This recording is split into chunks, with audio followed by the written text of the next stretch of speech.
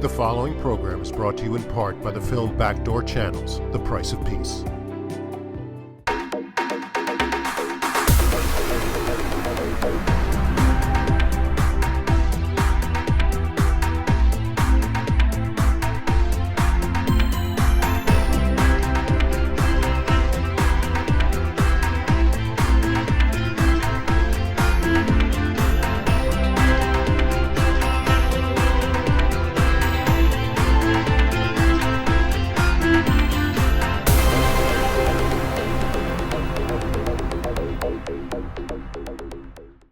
Welcome to another Leon Charney report, and the first guest is Brigitte Gabrielle, who is a Christian Lebanese. She's got a hell of a story. We're going to get into that in a minute. Then we're going to talk about the elections, and thereafter Houdini. What a show. It's all magic. Because They Hate. This is a fascinating story of a woman called Gabrielle, who was born in Lebanon and survived Islamic terror. Now, you've probably seen her on Fox News 100 times, right? Yes. Right? They love you on Fox News. All right, let's start. You were born where? I was born in South Lebanon, in a little town called Marjayoun. How far is that from the Israeli border? It's about 4 kilometers from the Israeli border, not that far. All right. When you were small, you knew about Israel? I knew about Israel because I used to watch television. My father owned a restaurant, and we had the first TV in town, and a lot of people would come to eat dinner at my father's restaurant and watch the evening news. And my introduction to Israel was what I heard on the news every night. Israel, Azrael. Azrael is the name of the devil. The Jews are evil. You heard it in Hebrew or Arabic? In Arabic, the Lebanese government, the Arabic official Lebanese. Lebanese. No, but the Israelis broadcast also news in Arabic. Yes, they did. And so you were able to get that in Lebanon? Oh, it's interesting. Yes, we were able to get that in Lebanon too, but most of the people watched Lebanese television. Right. But when you got the Israeli broadcast, did you think it was propaganda or did you think it was truthful? We never really watched Israeli news that much. Plus, I was a child. I mean, I was under 10 years old when all this was going on. You're bright. You pick up quick. Thank you. So I used to pick up the news. You know, they would show the evening news, the Palestinians coming into Lebanon. And I would hear conversations all around and on television that the only time we will have peace in the Middle East is when we kill all the Jews and throw them into the sea. And this was what I heard on the radio. This was what news anchors always repeated on television. This was the conversations around the tables on my father's restaurant. That was my idea or what I heard about Israel. In my home, I wasn't taught hate because I come from a Christian family. Right. But all around me in Lebanon, that was the teaching. The Lebanese thought if they can get closer to the Arabic world or identify with the Arabic world, it will earn them brownie point, protection in the eyes of the huge, large Muslim community that surrounded us. But that theory proved wrong because when the killing started and when the Muslims started killing the Christians in Lebanon, it didn't make a difference if you were a leftist Christians who fought for the Islamic rights, more Islamic rights in the government, or who fought for the Palestinians. They killed all Christians if they were left or right. Are you talking about 82 when there was the war? No, I'm talking before the war. Really? I'm talking even 1975. In 1975, the Palestinians and the Muslims in Lebanon put their forces together and created an army called Jaysh Lebanon al-Arabi, the Arabic Lebanese army, and started taking over the military bases. In their attempt to take over my town, they bombed my home, bringing it down and burying me under the rubble wounded. And I ended up living in a bomb shelter from age 10 to age 17, fighting for my life. These were the Islamics? These were the Muslims, yes. If I say Jemael, you know them? You remember them? Of course I do. I met them personally in Tel Aviv at the defense office of Ezer Weitzman. There were 2 brothers, right? Yes. One was assassinated? Yes. And they were... Amin and Bashir Jemail. Right. Bashir was assassinated. Where are they? One was studying at Harvard, I remember. Is that correct? I think so. Most of the Christian Lebanese usually go to college outside of Lebanon, either the Sorbonne in France or Harvard in the United States or Oxford in England. And this is part of the problem because when the war began in Lebanon, when the Muslims declared holy war on the Christians didn't know how to fight. They were the educated ones. Right. And Israel actually took the Christian forces from Lebanon into Israel and trained them. I met General Lachad. Yes. He did the SLA, right? Southern Lebanese Army. Correct. He was the head of the South Lebanese Army. And he's now living in Paris? Haddad died, and Lahad, the second general, Lahad, you met him. Yes, he's living in Paris right now. He had a bad arm. He was shot. Yeah, but that was about women, not in battle. Everybody thought he was shot because it was... No, it was actually an infiltrator, a spy that the Muslims hired, and she became very close to the family, spent a lot of time in the family, and one night she was having dinner at their home, and she was sitting closer to him than you and I are sitting, and she just pulled the gun out of her pocket and shot him in his chest. So that's a scoop, because everybody was told that this was some kind of romantic tryst. That's interesting. No, she was a spy planted, became very close friend with his wife and the children. Really? They trusted her in the house, and she assassinated him. They played dirty. Wow. What is the cause, in your opinion, of Islamic terrorism? Why? Is it the Quran, the way they read it? What is it? It is the Quran. It is the words of the Prophet Muhammad. Right, but it could be a good book too. It's how you interpret it, right? No, not really. The Quran is the Quran. We're not talking about interpretation. If you take the words of the Prophet Muhammad himself, in the beginning when he formed Islam, he started preaching peace for the Muslims and the Christians, for the Jews and the Christians, hoping to attract the Jews and the Christians to accept him as a prophet. Then he was upset that the Jews didn't get along with him. The Jews refused him because his own people in Mecca did not accept him. He went to Medina appealing to the Jews. They refused him. And that's when all the verses in the Quran started changing.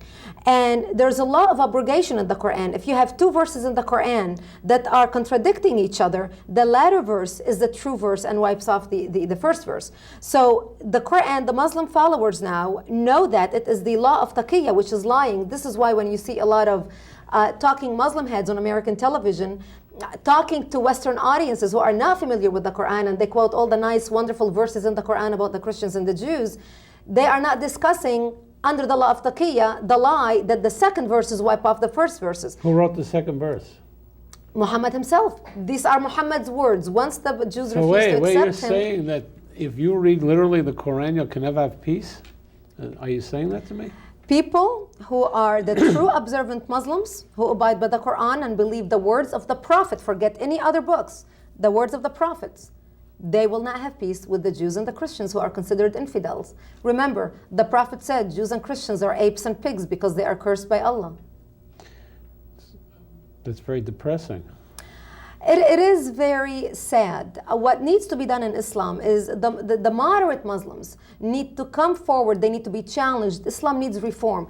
Judaism and Christianity went through reform. In our Bible, there are verses in the Bible that are bad. The tooth for a tooth, an eye for an eye. We have very bad, nasty things in the Bible. However, you don't see any Jews in the 21st century strapping bombs on their bodies and going into mosques and blowing up mosques. All right, we got to explain this. I happen to know a little bit about religion. If you take the text of any religion literally, you're going to come out at a zero place. If you bring in the interpretations, if you take the Torah literally, the Jewish 5 books of Moses literally, then people can stretch that to any imagination they want. So the Jews were pretty clever. They created a Talmud and explanations and ways to seek peace. I'm sure you can do the same with the Quran. I'm sure that the people who interpret those words, look, there were Jews called Karaites who interpreted literally every sentence of Judaism, of the Torah, the 5 books of Moses. So what you need is people who are willing to accept that these books were written a long time ago and that civilization has progressed and things have changed. Exactly. And Islam needs reform. Right. So it needs to be reformed. Otherwise, we can all go home. It's going to be a very depressive place. Exactly. And this is a sad reality that we're facing an enemy in the 21st century who is fighting based on an ideology from the 7th century. And this is why all the terrorists who have been Muslim, radical Muslims, all leave videos, their last right before they die, that Al Jazeera plays on television. And they are reciting verses from the Quran. And this is what we are seeing over and over and over. Even the Pentagon released a study last month. And they have proven that the Quran is the driving force behind martyrdom operations and terrorists, and so Muslim terrorists. So this is an issue. I have no doubts. If you read any of those books literally, you wouldn't be talking to me. You're a Christian, I'm a Jew. If you took that literally, I don't think you'd be too happy with me, you know? And if you followed your Pope in certain times of the historical centuries that we talk about, you might be angry at me. So unless we get liberal interpretation That's of right. these holy books, then we're in for jihad all the time. I mean, it's just forever. It's forever. Exactly. We need to get out of the tribal mentality. In the Middle East, when you look at the Middle East, you are looking at every country, their tribes with flags. They need to get out of the tribal mentality. And it's a challenge for the Muslims who are living in the West to say, we are living in Western civilizations. We appreciate democracy. We value women and women's rights. We value Jews and Christians. We value humanity as groups who need to come together and work together. How do we do that, Brigitte? There are reformists in Islam. Sadly, they are living undercover. It's like the witness protection program. They are afraid for their lives. There are out there. I work with few of them. And they are trying their best to sound the alarm. What happened to Salman Rushdie? Where is he? Look at the fatwa with Salman Rushdie. You know, I was surprised. He's actually coming out lately in public. He's meeting a lot of women. I see he's dancing, you know. He's doing a jig someplace. I guess he realized there are so many enemies right now of Islam. They've got a pool of people to pick on instead of him alone. So, okay, your story, so you write this book because they hate. So, briefly, what should one get when one reads this book? One gets hope, or one gets anger, one gets feelings of despair? We're reading your book. People are going to read this book.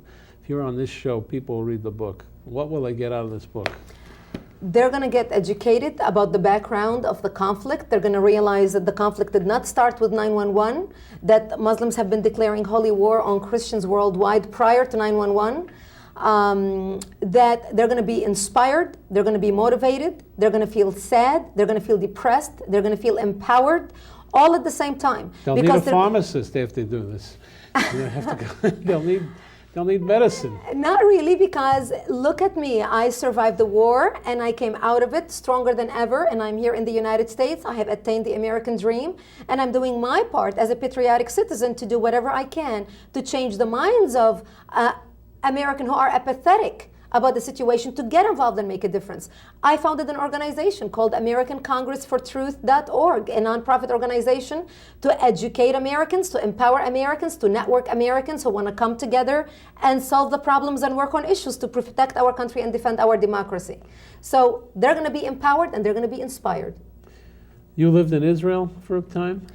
I lived in Israel from 1984 till 1989. I worked there as news anchor for World News. Did you have a problem getting in there, getting your passports or anything like that? Was it troublesome? Not at all. I had special clearances. I went in and out every weekend, actually, because I worked in Jerusalem 5 days a week and went to Lebanon. As a reporter, right? News anchor for World News, yes. So, and no problem at all. I had to go through security checks, profiling every weekend, every time I entered. That's what I mean. No problem. How did you get the job there? How did I get the job? That's a long story. See, she's smiling. I met the bureau chief. You got time. This is not the Charlie Rose show. When you got time, tell us the story. I wanted to work in Israel, and as an only child, I wanted to provide for my family because my family had no income. My parents were old. My father lost all his life savings when our house was bombed. My parents were in their mid-70s when I was 20 years old. Are they alive today? No, they died. Sorry. And they are actually buried on Mount Zion along with Oscar Schindler because I wanted to ensure my children will always be pulled to Israel. Really? Yes. You're a Zionist, a Christian Zionist. I am a Christian Zionist. And I did this 17 years ago before I ever knew I will ever be speaking to you or becoming an advocate for Israel or creating an organization educating people about Israel and its enemies and how Israel's enemies are now America's enemies or Western civilization's enemies. Because, Leon, I believe actions speak louder than words. We see a lot of talking heads on many TV stations, and talking is hot air, empty verbiage. My parents taught me one thing in life. They said, don't tell people how you feel. Show them with your actions where you stand on everything in life. And this is what I did. And so taking care, my parents were my world because they had me very late in life.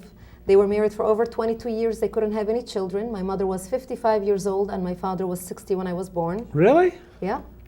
So wow. When I became... Probably the oldest birth in Lebanon, no? I guess, I don't know. 55 years old. My father was 60. Wow. So I had to take care of my parents. My father was a businessman, a wealthy businessman. We had real estate, but during the war, our homes were empty. Our restaurant was closed. My father's money, all the cash that he had taken out of Beirut, out of the banks to bring us to America, was burned to ashes when my home was destroyed. Wow. And he became deaf at age 70. So I was the sole supporter of the family. All right, hold it. We're going to cut for a break. We'll come back and hear some tantalizing stories here from Brigitte Gabrielle, who's written this book called Because They Hate. And obviously there's a lot of hate in this world. We'll talk a little bit about the Shiites and the Sunnis. They also don't love each other that much, and they read the same Quran. And then we'll find out how you can be a Christian Zionist. Well, it's interesting. Usually Zionists are Jews, but maybe we have an anomaly here. We'll be right back. In modern Middle East history, only one peace treaty has stood the test of time, the 1978 Camp David Accord. In the new documentary film, Backdoor Channels, The Price of Peace, learn the true story behind the greatest diplomatic achievement of our time and its lessons for the future. The price of peace is very high to have this courageous man and my close friend killed. Winner of the Telly Award for Best Cultural Program. Now available at select stores including Barnes & Noble and online at Amazon.com. Get the book that inspired the award-winning movie. Leon Charney's Backdoor Channels is now available in bookstores and online in paperback and an ebook for both Kindle and Nook. It's a great way to learn how history was made behind the scenes. Get it at Amazon.com or Barnes & Noble. Be a witness to history. Order Backdoor Channels online at Amazon.com or buy it at Barnes & Noble and get the real story behind the making of the 1978 Camp David Accords. We're back with Brigitte Gabrielle, who's a Lebanese Christian, who's now a Christian Zionist. That's a tremendous story. We're going to get into that.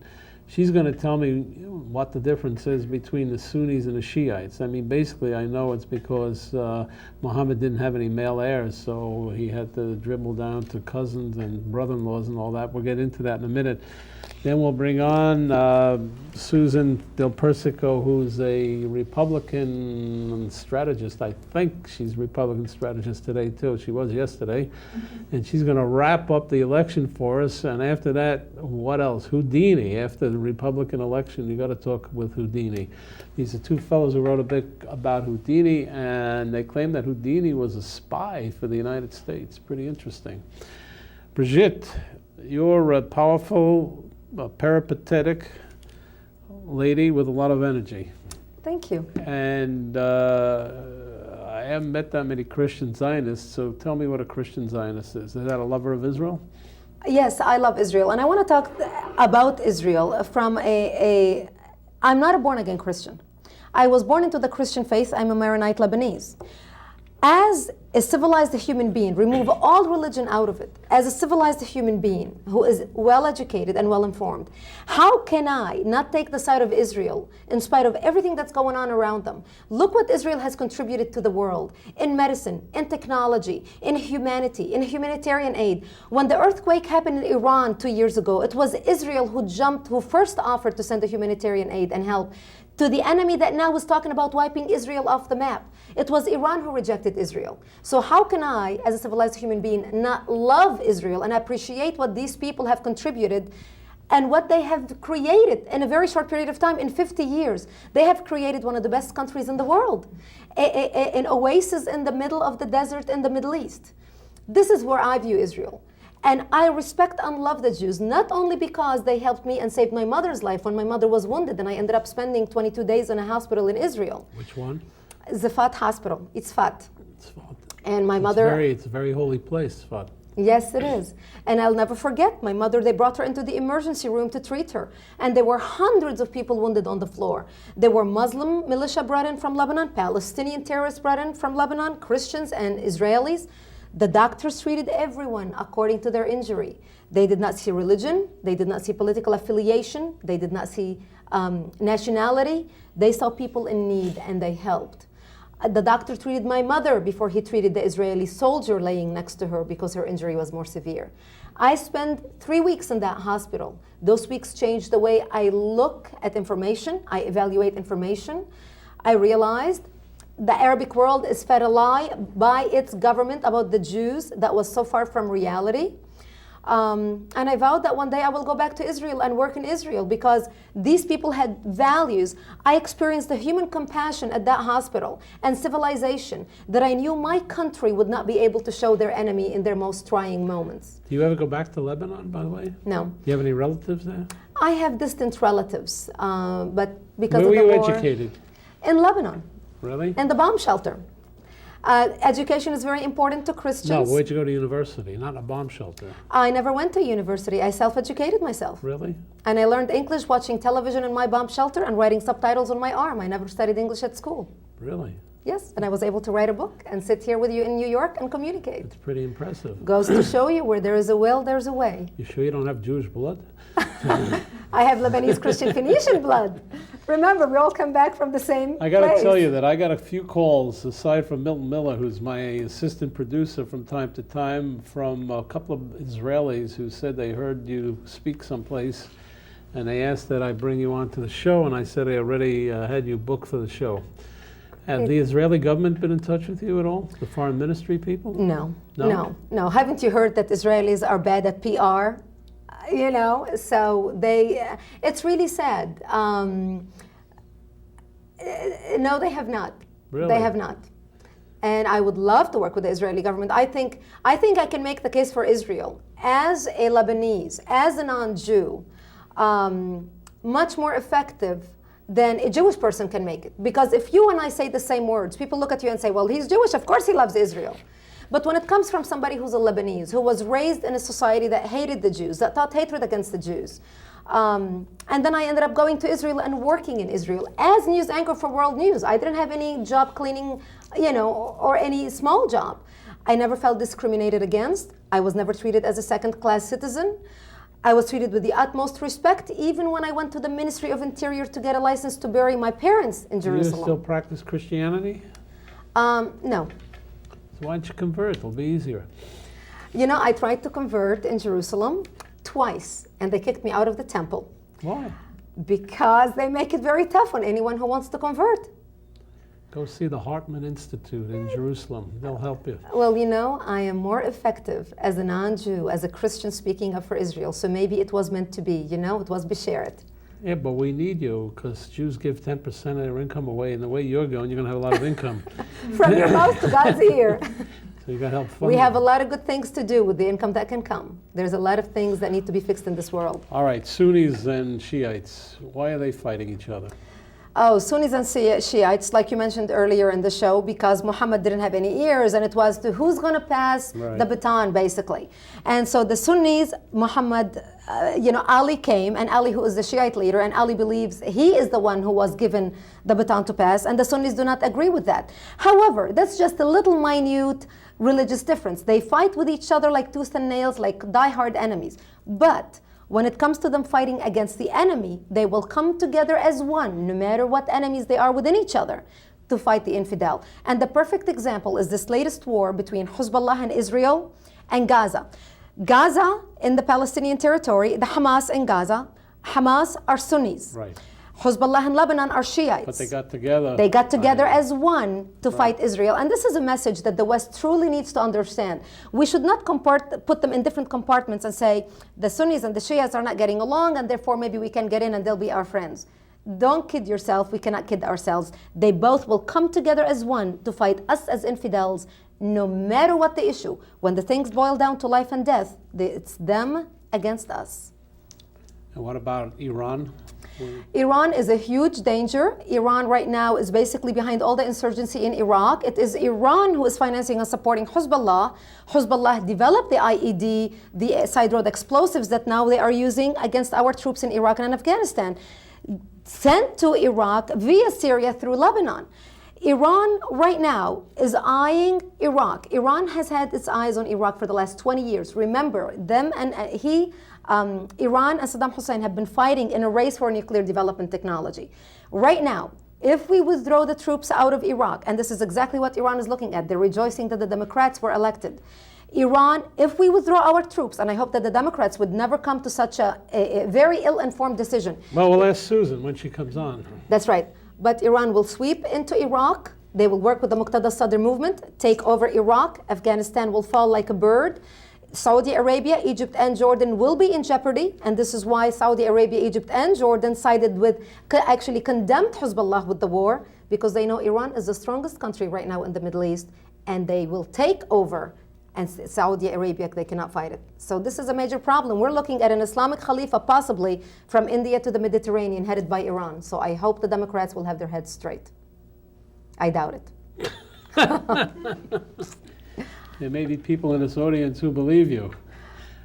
If I were a neophyte and I didn't know much about Islamic fundamentalism or Islam, period, what book would I read aside from your book? How would I get a good basic understanding of Islam? A lot of Americans don't know. The Politically Incorrect Guide to Islam by Robert Spencer. It was released last year. You can find it on Amazon.com. And Robert Spencer just released a new book titled The Truth About Muhammad. And it's about the life of Muhammad and what Muhammad taught and how Muhammad led by example. Because remember, the Muslims look at Muhammad as the Al-Insan Al-Kamil, the perfect man, the man to follow as the example. So he studies, he points out in the book how Muhammad lived as a warrior, how he fought, what he taught, and why Muslims all throughout the world emulate him. All right, we're running out of time. Brigitte, it's a pleasure to hear you. Tell me the truth. You're going to celebrate Hanukkah or Christmas this year? Actually, we always celebrate Hanukkah. We invite all our Jewish friends, and we have a Hanukkah party, and then we have a Christmas party. I'm confounded here. So you're half Jewish? There are people who say that if you take the culture of Judaism, you become Jewish. By the way, you don't have to convert. There are people who say that. Then I'm a proud 50 honorary rabbis Jew. will call me now and email me, say, what am I, nuts? But there is some people who say that today. So you're... Then I can proudly say I'm an honorary Jew. Really? All right, pleasure to have you, Brigitte. Thank you very much. Good luck with the book. Thank you. And you proved that you don't have to go to college to learn how to speak. In modern Middle East history, only one peace treaty has stood the test of time, the 1978 Camp David Accord. In the new documentary film, Backdoor Channels, The Price of Peace, learn the true story behind the greatest diplomatic achievement of our time and its lessons for the future. The price of peace is very high to have this courageous man and my close friend killed. Winner of the Telly Award for Best Cultural Program. Now available at select stores including Barnes & Noble and online at Amazon.com. Get the book that inspired the award-winning movie. Leon Charney's Backdoor Channels is now available in bookstores and online in paperback and an ebook for both Kindle and Nook. It's a great way to learn how history was made behind the scenes. Get it at Amazon.com or Barnes & Noble. Be a witness to history. Order Backdoor Channels online at Amazon.com or buy it at Barnes & Noble and get the real story behind the making of the 1978 Camp David Accords. So we brought on Stephen Eric Bronner, who is a professor of political science at Rutgers University, who was trotting down the street one day and saw the protocols of the learned elders of Zion and said, you know, what is this all about? How do I connect this thing? So he sat down, wrote a book for St. Martin's Press, and he's here today to discuss it. So, first of all, what causes anti-Semitism? Easy question. Easy question. That's been debated since time immemorial. Right. I guess the losers of society need a way of explaining why they're losers. And anti-Semitism is a good excuse. It's a way of shifting responsibility over to others without having to take it yourself.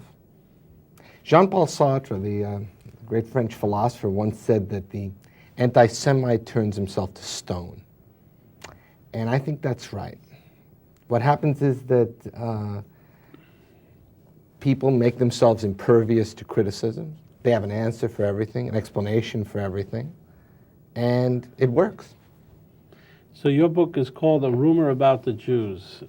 Let's show it on television. Yes, let's show it on television. What does it really mean, a rumor about the Jews? It's sort of a vague description. It's a nice, pretty cover, but it's a vague description. Tell us what you're trying to point out in this book. I guess the basic idea behind the title is that, and the reason I chose it was that anti-Semitism today is receded. It's no longer respected the way it used to be. One has to remember this was taught in universities in Europe. This had a very respected tradition. You mean the elders of Zion? That I don't know if it was taught in colleges, Right. but although under Hitler it was taught in the schools. But it certainly was a highly respected piece of work that was the basis of enormous debate. Explain And to the audience a little bit about who wrote that and how it came about. it's actually a very good story. That's why we asked you. Okay. Well, actually, it's a forgery. And the forgery was done after the first Zionist Congress, which was led by the great Theodor Herzl, founder of modern Zionism. And what happened was basically the following. Some police agents of the Russian secret police, the Okhrana, were in Paris. And they were members of basically the right-wing faction in the court. And they were always looking for anti-Semitic materials. And they decided, they came across in a salon, they came across a book which they could use, a book by a Republican, actually. What do you mean, a Republican? He was a real Republican, the guy who wrote the book. It was called The Dialogue in Hell. Republican where? In France in the 19th century. This is, now we're talking... No, people think that it was George Bush, you know. We Oh, no, not the Republican Party. Right, a Republican with a small R. Right. And so here's this guy who wrote a book against dictatorship called Dialogue in Hell, a dialogue between two philosophers, Montesquieu, the great French philosopher, liberal, and Machiavelli. And basically what they decided to do was lift parts of this book and transform it.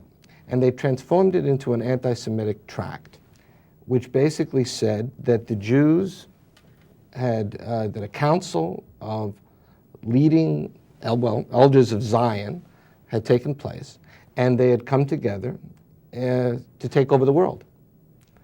That was the basic thrust of it. They put together this book with part of a novel, part of an anti-Semitic novel named Biarritz. These are all forgotten today. But what's important is they created, out of these two books, a forgery which had a tremendous impact.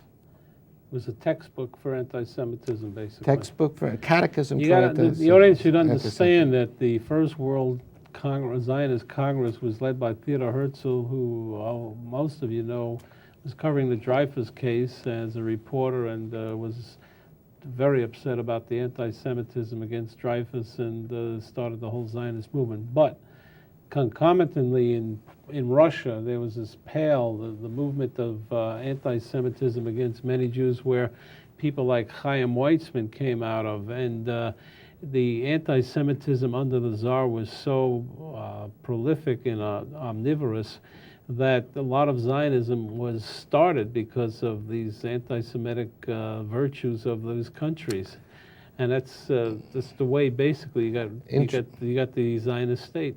Interestingly enough, the salon that I just mentioned that took place in Paris, two people who frequented the salon one of them was the person who was guilty in the Dreyfus affair. Really? That was Esterhazy. Yeah, and his best friend, his name was Edmond Drumont, who published an anti-Semitic journal for years and years and years, very popular, sold in the hundreds of thousands. And anyway, this came about, and it was brought back to Russia, and it was published in 1903, just in time to greet a revolution that was taking place in Russia. In fact, it was, a lot of people called it the dress rehearsal for the revolution in 1917. And for the Tsar and the Tsarina, who've gotten an incredibly good press. I mean, one talks about the Teflon president. There's nothing like the Teflon. They were really true anti-Semites. These were real idiots. They really were. I remember people talking about them. They were terrible. You know, if you saw Fiddler on a Roof, you basically got a gist of it in a Broadway play. But the Tsar was a terrible, terrible anti-Semite. Raving anti-Semite. Raving, right, anti-Semite. Yeah. And also in its own way anti-Western. And by the way, the people saw the communist movements were Jewish guys, basically. Well, one of the things that you asked before why this is so attractive. Well, if you're in power and you're not willing to admit your mistakes, one of the ways of explaining why a revolution should take place in a society that was supposedly ordered by God, There's only one way, there's one excellent way to explain it, and that is to blame the Jews for inspiring it. And of course, you're quite right. In the labor movement, not just communists, but socialists, at the time democratic socialists, many Jews were in the forefront. And so it was easy to create a stereotype. Right. Yeah. Do you track your book? How far do you go? Do you go through the 20th century? You get up to Hitler and how you do? Yeah. And how did he use the Elders of Zion? Well, what's interesting, well, the way it worked was, it's sort of, again, a fairly interesting story. After the 1905 revolution took place, in Russia, right. And the protocols were read in every church by order of the Tsar, yeah, at every mass. After the revolution... Tsar, a little question for you. Yeah. Was the Tsar the chief religious figure in Russian Orthodoxy? Or you don't know? Was he the chief religious figure? No. In other words, the Queen of England is... No, he's not head of the church. But he could mandate what the churches Yeah, would because say. He basically was the Tsar. He was the Czar. The king is the king. And the church itself was, the Russian Orthodox Church was vehemently anti-Semitic. So there was no real problem here. Anyway. No real problem. No real problem. So finding an anti-Semite was not a problem. Not a problem. They were in all Russia. available. You're right. Yeah, and it was actually became the textbook for the famous Black Hundreds of 1905. The Black Hundreds were a group that organized pogroms within pogroms in the great cities, and they sort of almost served as a type of prototype for Hitler's brown shirts and so on. But the point is that that after the revolution was quelled, they sort of receded from view. The protocols did, but they emerged again in 1917 with the Russian Revolution, and after that came a civil war in 1918, a very bloody, very terrible civil war between the Reds and the old counter-revolutionary supporters of the old regime, who were called the Whites. And after the loss of the Whites, there it was distributed all over Russia and all over the Baltic. And what happened? The Reds distributed? No, the Whites. No, the Whites, not the Reds. Whites. The Reds had a lot of Jews. Yeah. The Reds had their explanation for what was happening, for the First World War and so on, which was Marxism. Right. The Whites needed an explanation. Right. Oh, so they blamed the Jews. And it can be in the protocols. What the authors said about it was that the Jews planned to instigate wars. They planned to instigate economic collapse. They planned to actually spread disease among the populace. All right, we got to cut for a break. Sure. If you remember, about 2-3 years ago, we held a series of programs about the secret war against the Jews, a book written by John Loftus. And he was not a Jewish man. I think, Stephen, you are Jewish. And it was, people read that book and they shivered. And I believe that there'll be a mini-series about John Loftus' book, so you can look forward to it. We'll be right back after break. Continue with Stephen Bronner. In modern Middle East history, only one peace treaty has stood the test of time, the 1978 Camp David Accord. In the new documentary film, Backdoor Channels, The Price of Peace, learn the true story behind the greatest diplomatic achievement of our time and its lessons for the future. The price of peace is very high to have this courageous man and my close friend killed. Winner of the Telly Award for Best Cultural Program. Now available at select stores including Barnes & Noble and online at Amazon.com. Get the book that inspired the award-winning movie. Leon Charney's Backdoor Channels is now available in bookstores and online in paperback and an ebook for both Kindle and Nook. It's a great way to learn how history was made behind the scenes. Get it at Amazon.com or Barnes & Noble. Be a witness to history. Order Backdoor Channels online at Amazon.com or buy it at Barnes & Noble and get the real story behind the making of the 1978 Camp David Accords. We're back. We're talking to Stephen Bronner, who is a professor at the university, or Rutgers University, my old town, by the way. Where's that, New Brunswick? I was born in New Jersey. And he has written a book called A Rumor About the Jews, Reflections of Anti-Semitism and the Protocols of Learned Elders of Zion. Elders of Zion was the worst manifesto of anti-Semitism ever written in the world since Gutenberg had a press. And he dissects it and talks about it and how it's permeated the world. We were talking, I want to talk about two people diametrically apart. One is Joe Lieberman, what he has ramifications to the world and anti-Semitism, and then Henry Ford, who everybody wished Firestone tires to. Henry Ford was a rampant, nasty, anti-Semitic human being. How about Lindbergh? Him too? Him too? He too. My English is better. He too. Me too. But tell us about Ford, because he was a publisher of this stuff too, right? Well, Ford, Henry Ford was the person who, he's actually the only, I think he's the only non-German that Hitler quotes at Mein Kampf. It's interesting. That's true. I read that one Yeah. someplace. And he was a rampant anti-Semite. He was, of course, also anti-black. And it's important, I think, for people to know that anti-Semitism never stands alone. It's always connected with other forms of racism. And I argue in the book that it's always connected with an attack on the principles of the Enlightenment, the principles of democracy, principles of liberalism, and actually the principle of socialism too. Right. So the big question, Joe Lieberman is nominated to be the first vice presidential nominee for the United States of America. He's an Orthodox or observant Jew, he likes to call it. Do you believe that this will cause anti-Semitism or negate it? Will it cause anti-Semitism? According to your theory, he's an enlightened person, right? Yeah, I think, anti-Semitism took hold in different countries in different ways, to different extents.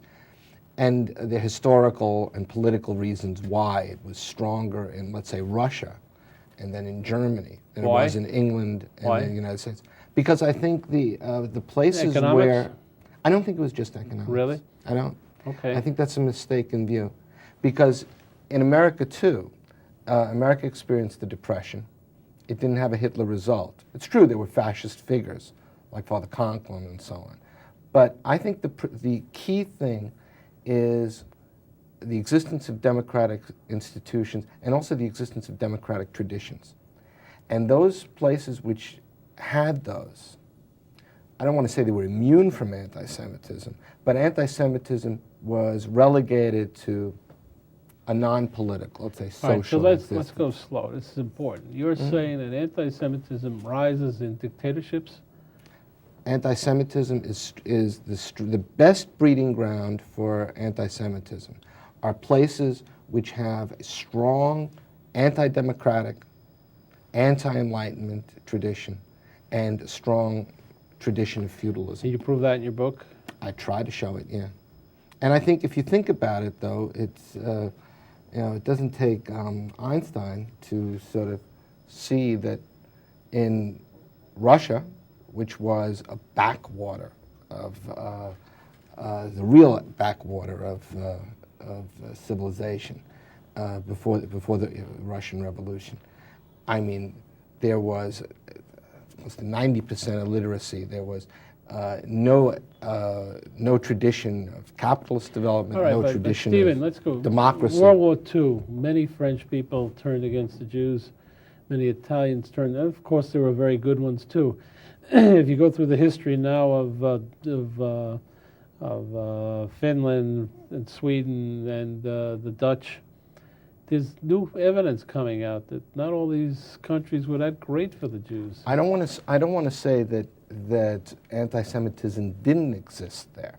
All I want to say is you have to be able to draw distinctions between places where Chancellor is really going to be virulent and places where it's going to take a more benign form.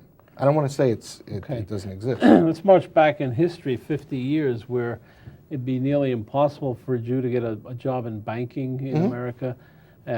Maybe a white-collar firm, they couldn't get into white. Was that anti-Semitism? Yeah, I try and draw in the book a distinction between different forms of anti-Semitism, and I'll try and do it sort of briefly, but I think it's useful. Very. Yeah.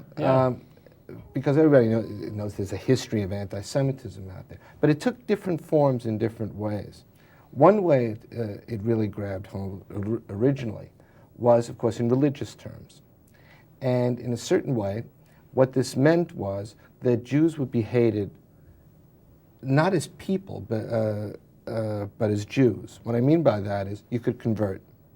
And in principle, things would be okay then.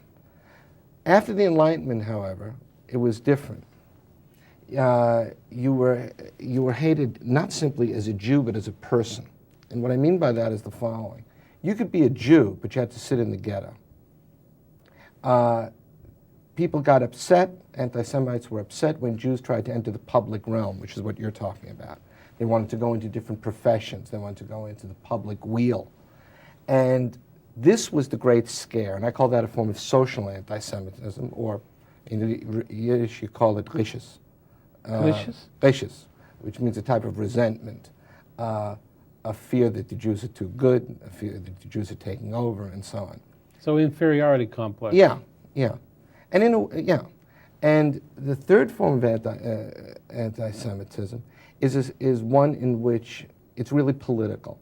And that form of political anti-Semite hates the Jew as a Jew, and he hates him and the anti-Semite hates him as a person as well. Does he use it for political purposes to graduate himself into different positions? Is that what you're saying? In other words, it would behoove somebody to go to an area, let's say want to be elected for something. Let's take Duke out in Louisiana, right? So he's a virulent anti-Semite, and he professes to be. He thinks that will sell in his area, and therefore elect him. Exactly. And are there many cases in history like this? Well, yeah. I mean, if you want to think of it in these terms, what was new about the Nazis was that they wedded anti-Semitism to a political worldview that was anti-liberal, anti-socialist, anti-progressive, and they made it into the cornerstone of their entire ideology. And this was new at the time. Now, why did Hitler get so crazy about Jews and anti-Semitism? Have you researched that a lot? Personally, there's no consensus on it. No. In fact, there's not even a consensus that it was really a principled hatred of Jews. It could have been also tinged with opportunism. And there's a lot of debate about that among scholars. I personally think that it was when he was young in Vienna, his anti-Semitism was formed, and it became part, not the whole thing, but part of an assault on the republic that existed in Germany between 1918 and 1933. And it was a way of explaining to Germans why they had lost the war, why they had had an economic crisis, and why the democracy they had seemed to pit one faction of people against the others.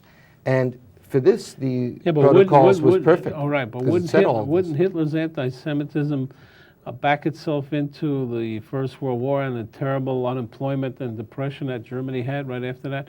So economics, wouldn't that have played a great role in Hitler? Yeah, a great role indeed. But the question is how you explain it. It wasn't just that we got a problem here and we got to reform it through the existing democracy. Hitler's claim was the democracy itself is permeated by Jews, and he spoke of what was called the Weimar Republic as the Jew Republic. So there was no reform. Duke has never been able to make that step. We're running out of time. Why did he think, what caused him to try and eliminate Jews totally? I mean, destroy them, kill them, put them in... Do you know anything about that? Yeah, I think, I'm trying to make an argument about that in the book too. And I think the reason is what's unique about anti-Semitism as against other forms of racism. You know, if you think of normal racists, the way they look at blacks, you can say, or they would say, they're lazy, they're a drain on the economy, they get preferred treatment, and so on. But nobody's going to say that blacks run America, right? For the Jews, what Hitler was able to do, and what Jewish anti-Semitism lends itself to, is that the Jew becomes a chameleon. The Jew can be anything. He's Rothschild the banker, and he's Rosa Luxemburg the revolutionary. He's the avant-garde artist, and he's your straight teacher down the So he's ubiquitous in a way. Yeah, I call him a chameleon. And that the strength that anti-Semitism has, the places where it's strongest is the places where what I call the chameleon effect is strongest. I see. Interesting theory. What's the future of the United States? Are we having a lot of anti-Semitism? Is receding? Well, I think what's happening in general as a political force and as a social force that can attract masses of people, I think it's receding. But I think there's still people around